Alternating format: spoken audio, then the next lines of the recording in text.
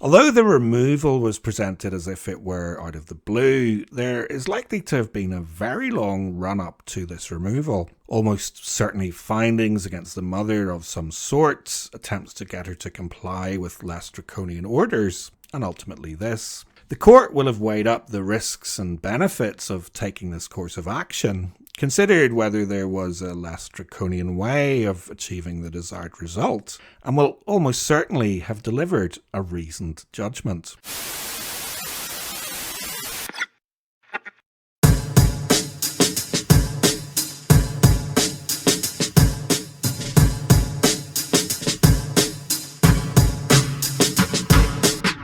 So this is an addendum to my recent analysis considering why it was that Channel 4's apparent expose of the secret family court system received as many complaints as it did.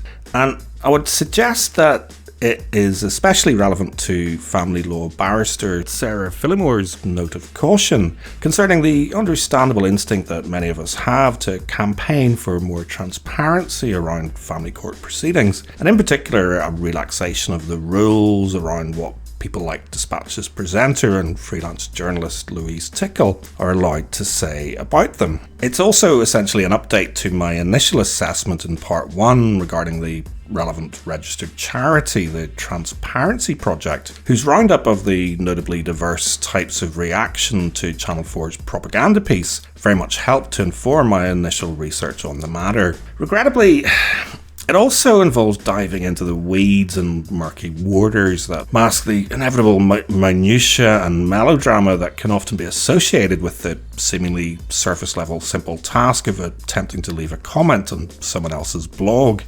And I think it's important enough to take a moment to document, because ultimately I do think it says something significant about the sort of journalistic standards that people like Dispatch's presenter and freelance journalist Louise Tickle are likely to witness within their wider peer group.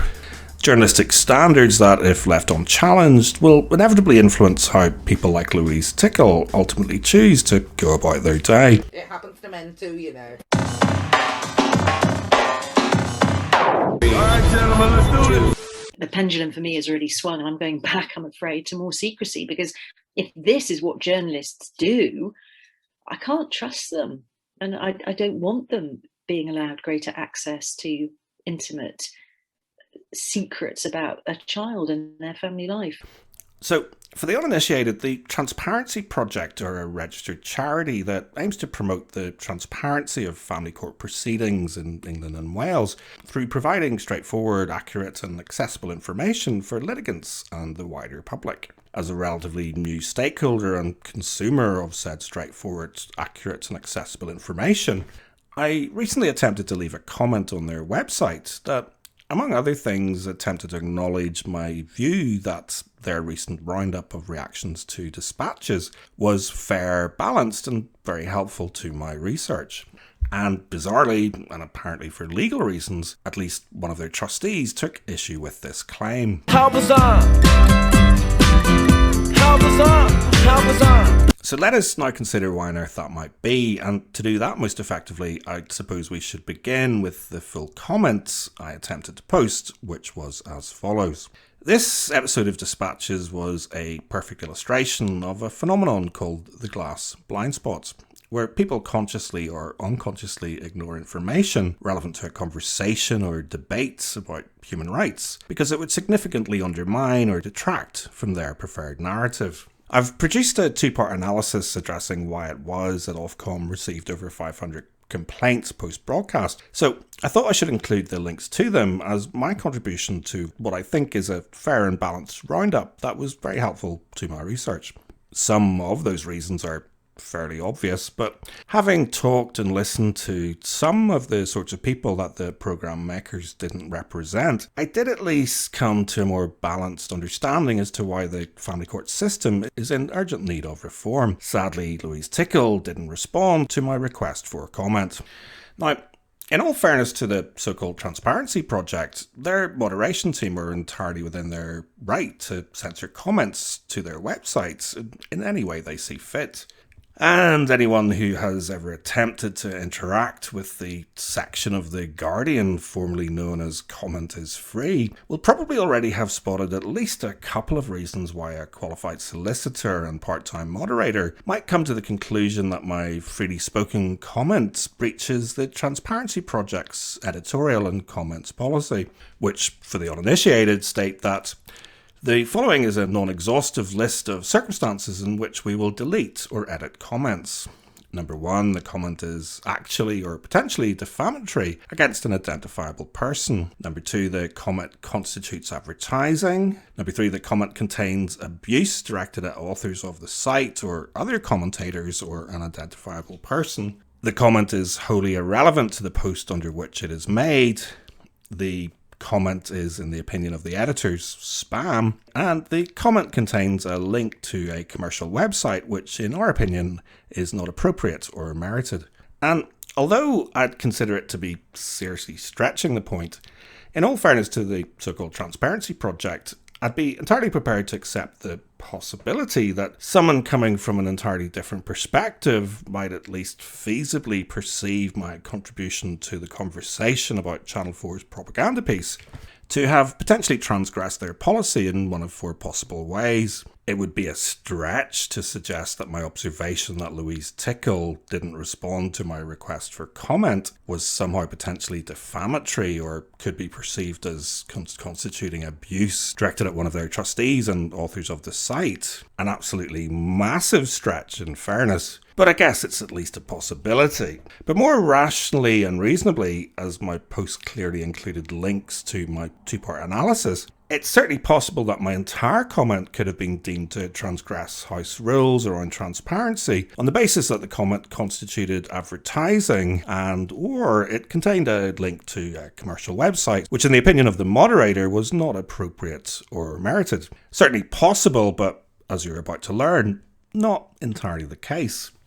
And before we get into the detail of the brief conversation I had with one of the so-called Transparency Project's trustees, I think it's important to consider some additional background context from a certain point of view, namely my own, and informed by the reality that the Metropolitan Police now record hate incidents solely on the basis that someone, or indeed anyone, perceives any particular incident to have been motivated by hatred towards certain protected groups. I believe it is entirely reasonable for me to perceive that my experience constitutes prima facie evidence of a form of censorship that runs contrary to the so-called Transparency Project's publicly stated commitment to the provision of balanced, accurate and accessible information about the work of family courts and the facilitating of public discussions and debates, which encompass a range of viewpoints.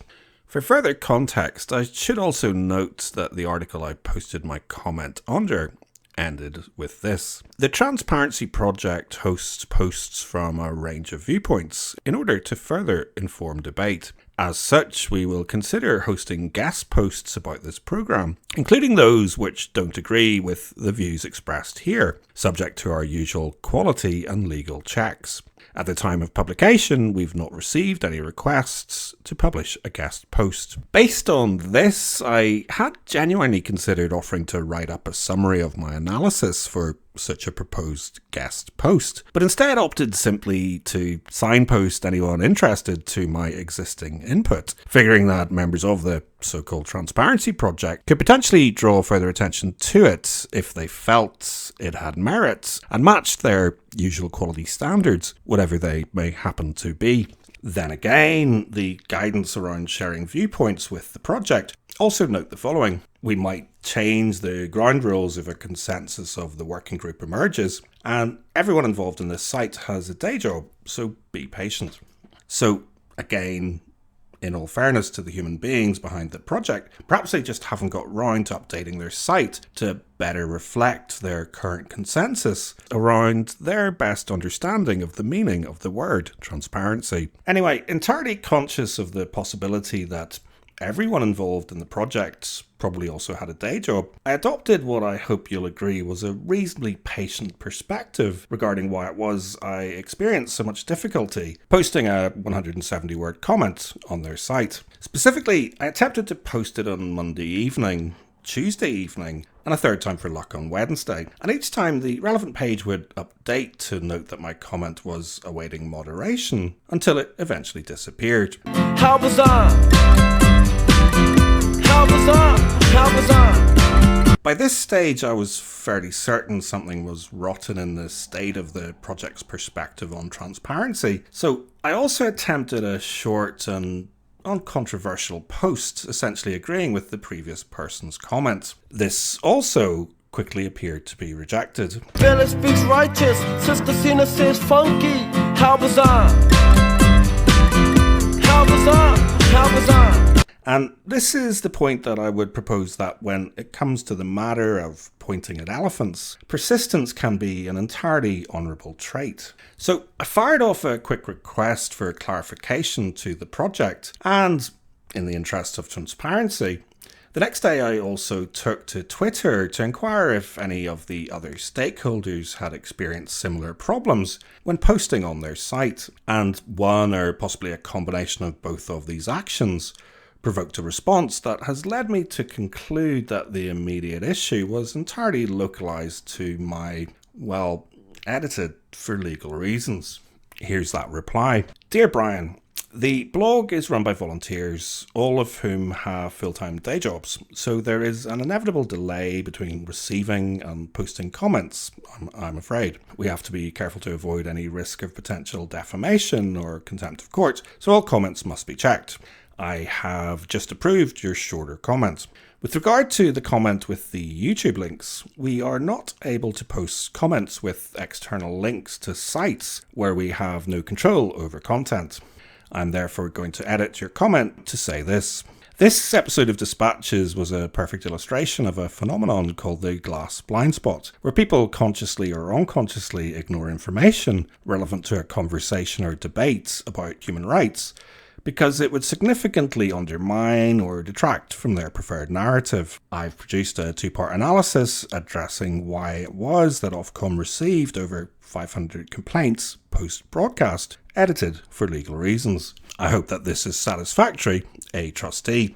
So, again, in fairness, you may now be coming to the conclusion that, as proposed earlier, everyone involved in the project also have a day job, so patience when posting is obviously key. And more importantly, my comment was edited because it could reasonably be perceived to have transgressed house rules around transparency on the basis that it contained a link to a commercial website, which in the opinion of the moderator was not appropriate or merited. Or more specifically, because the Transparency Project are not able to post comments with external links to sites where they have no control over content. But also in fairness and from a certain point of view, I remain unconvinced. So I submitted 2 requests and a compromise suggestion, all of which you may not be entirely surprised to learn appear to have been rejected in full. And just before I read out my apparently rejected requests, I'd encourage you to pay particular attention to the final one, because in my humble subjective opinion, I think that their moderator's response to it in particular says something entirely significant about how some people in Orwell fellow Louise Tickle's peer group choose to go about their day. Hi, thank you for your prompt reply. In my experience, comments usually remain visible to the person who made them, marked as awaiting moderation, until they're either rejected or approved. This is the reason that I considered the possibility of censorship. And so thank you for clarifying that from the Transparency Project's perspective, this was not the case in this context. Based on the other user comment posted on the relevant page, I'm not convinced that you don't approve posts with links to external sites. That said, if and for whatever reason you feel the need to remove the links, that is of course entirely your right to do. One compromise option would be to post a second update to the main article, which already links to a number of external sites offering your readers what I described in my now censored comment as a fair and balanced roundup of the diverse range of opinions and comments provoked by the Dispatches episode. Again, this is entirely up to you. All I will say in relation to this is that my contribution to this post-broadcast conversation has been described by a reasonable spectrum of invested stakeholders, including fathers, alienated parents, family law barristers, and people concerned with journalistic and broadcasting standards, as both well-researched and balanced. With regard to the comments I have submitted, my preference would be that you re-edit my main comment to say the following. This episode of Dispatches was a perfect illustration of a phenomenon called the glass blind spot, where people consciously or unconsciously ignore information relevant to a conversation or debate about human rights because it would significantly undermine or detract from their preferred narrative. I've produced a two-part analysis addressing why it was that Ofcom received over 500 complaints post-broadcast, section edited for reasons. Some of those reasons are fairly obvious, but having talked and listened to some of the sorts of people that the programme makers didn't represent, I did at least come to a more balanced understanding as why the family court system is in urgent need of reform. Additional section also edited for reasons. Finally, I would also appreciate it if you would remove my shorter comment. Its sole purpose was to test my censorship theory, and as you have now confirmed that the lengthy delay in approving my comment was caused by other reasons, I feel that leaving it up directly after my main comment just makes me look a bit stupid. Indeed. So anyway, obviously I could care less whether the project wants to entertain my personal viewpoint, but as it probably could be perceived as reasonably representative of a wider and much more diverse certain point of view, I thought it was important enough to take the time to share and document my experience. An instinct that I would argue can be shown to have particular merits, given subsequent additional evidence that members of the Transparency Project don't especially welcome reasoned compliments about their work. How bizarre! How bizarre! Or more obviously, criticism. Evidence that included an extremely bizarre Twitter exchange with Lucy Reed, chair of the project. Did you know that bees communicate by dancing? Yeah, dude, that's how bees are. How bees are? How bees are. As the opening of this presentation alluded to, Lucy accused me of quoting her out of context in my executive summary for Ofcom, and also using an open-sourced image of her without her prior consent. Predictably, she then declined to, or more possibly couldn't, clarify exactly how I had quoted her out of context.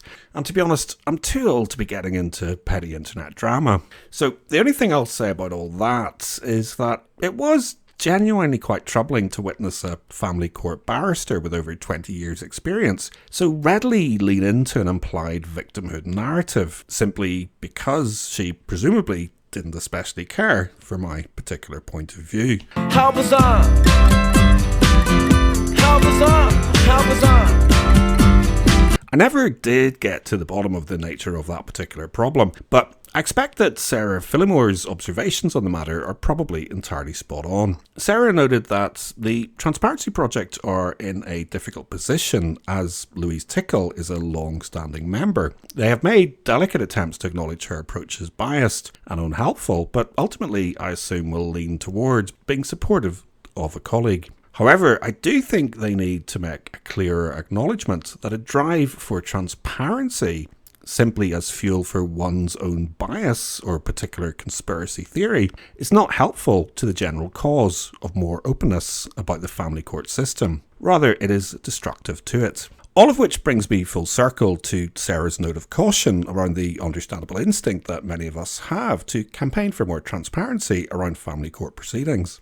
I do think I've been very naive when I originally supported opening up the family courts because I thought once people see the truth, it will all be great. No. People don't care about the truth. They care about their narrative. Yeah. So if we open up the family courts, all that will happen is people will simply ignore what they want to ignore, exaggerate what they want to exaggerate, because what we've got here is preconceived narratives. So I've been naive. I thought people really wanted the truth, would embrace the truth, work with the truth. They don't.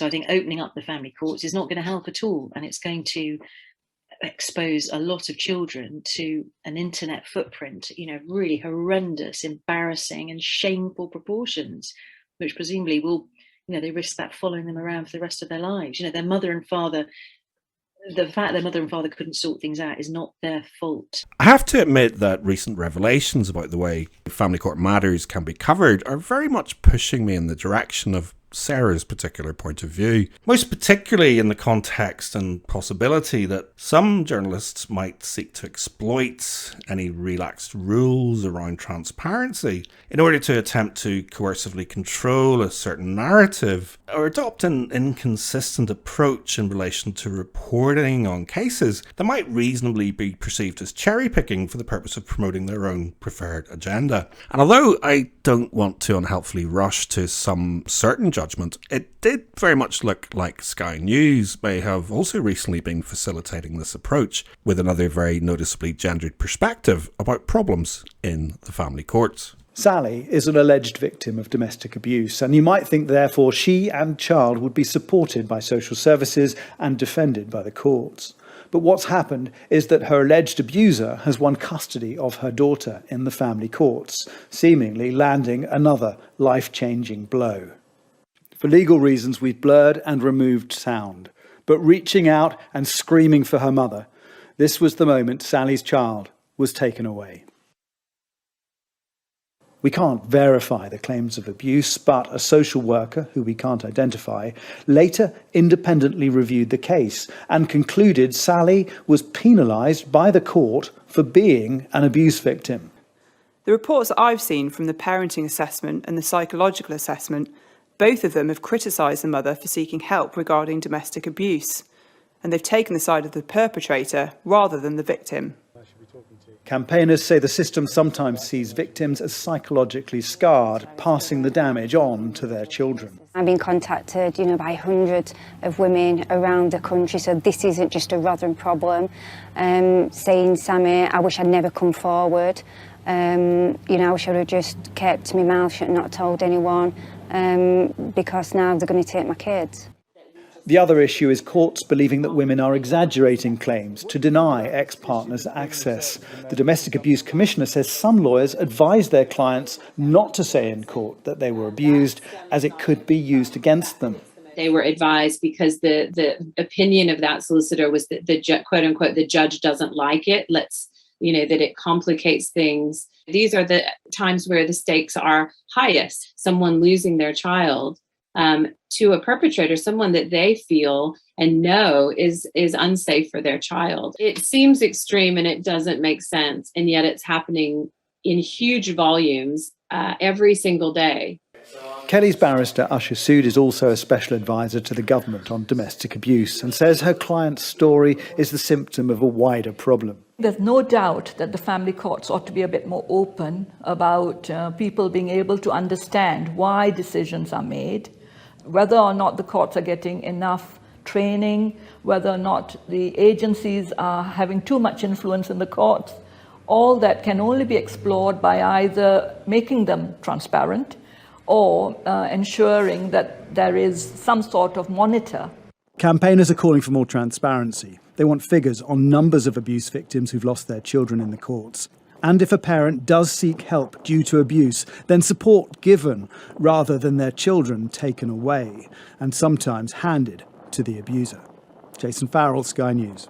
I'm currently leaning towards the possibility of some sort of court-appointed reporter directly employed by the state. In this particular context, reporter probably isn't the best choice of words, but what I mean is a system of salaried public servants producing summaries of all cases that come before a family court based on a set of guidelines that establish an appropriate balance between privacy and transparency. At least to some degree, this might help to protect families from hangers-on who want to exploit their experiences before the courts for their own commercial gain. Obviously, one immediate concern would be around impartiality, and the more I think about it, the more I sense that it's probably an ill-conceived or even incredibly stupid idea, because apart from anything else, it would be extremely naive of me or anyone to assume that the people recruited into my proposed project would necessarily have the skill set required to comply with house transparency rules.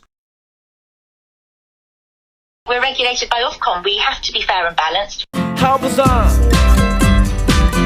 How bizarre! How bizarre! The Glass Blind Spot is brought to you by you, because it's your views, your likes and your comments that keep this show on the road.